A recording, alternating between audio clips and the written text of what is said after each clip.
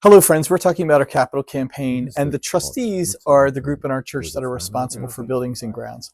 They're in session right now, so let's go interrupt them. All right, so I didn't really crash a trustees meeting. I'm here with Mike Fleming and Chris Hoffman. Mike's the chair of our trustees committee, and Chris is a member of our trustees. For those who don't know, would you take a minute to talk about the responsibilities of the trustees? Sure. The trustees are responsible for the building and the grounds, just keeping everything safe for our congregation and everything in good working order. So everything you see, which is a small responsibility. And you guys keep a running list of things that need replacing, a 20-year list, really. And as you do that, you brought that list to the capital campaign to give us a sense of priorities. Yeah, so some of the broad big ticket items we need to address are things like HVAC systems, roofing, and windows in the sanctuary and in the hallway.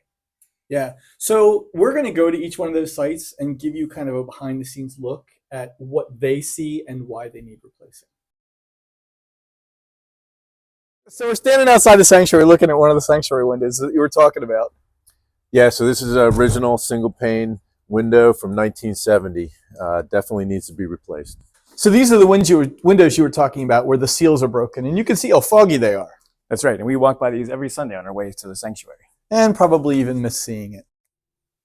You can see these windows are hazy too in the fellowship hall and extremely difficult to open. You need to lift a little, man.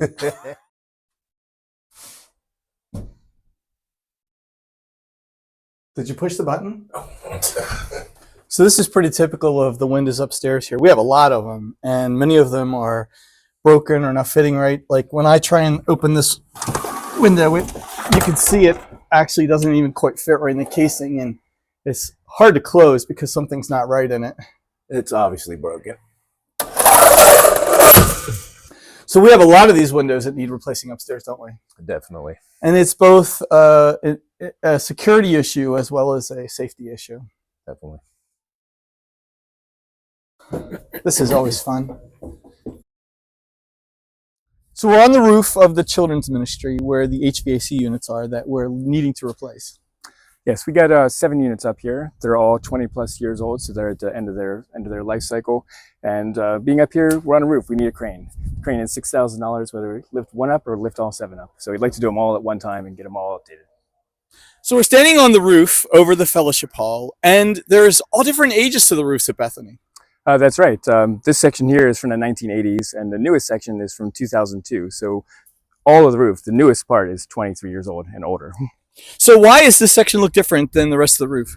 So this is an area that needed to be patched because we've had leaking issues with the roof, but this is only one of numerous areas where we've had issues.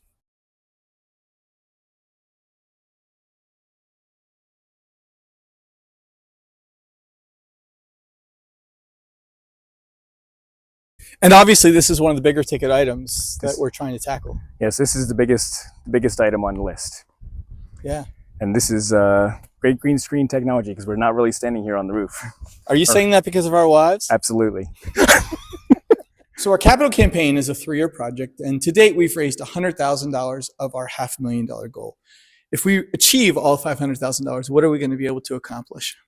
So first of all, we obviously going to hit the big ticket items that we've showed you in the last few minutes. And then if we get the full amount, we'd love to tackle some additional items like this carpeting here in the sanctuary and the bathrooms, all of which are 20 plus years old. So we want to thank all those of you that have joined the capital campaign already. And those of you who haven't, we invite you to be a part of that so that in the next 2 years, we can make our goal of raising $500,000 to do all this and help make Bethany's future brighter. Merry Christmas, and we pray the best for you and your family.